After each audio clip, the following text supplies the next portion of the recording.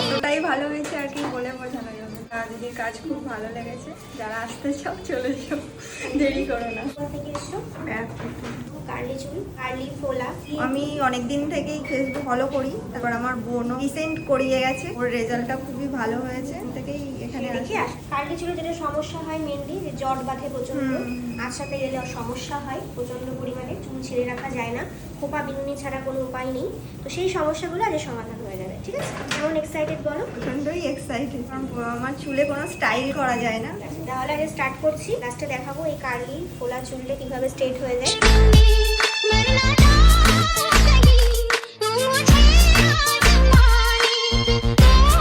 ওই বলবে কেমন হয়েছে। কি ভালো, এতটাই ভালো হয়েছে আর কি বলে বোঝানো যাবে না। দিদির কাজ খুব ভালো লেগেছে। যারা আসতে চাও চলে যাও, দেরি করো না। প্রচন্ড কার্লি ছিল আর প্রচন্ড ফাঁপা ছিল। এবার ছেড়ে রাখা যাবে তো?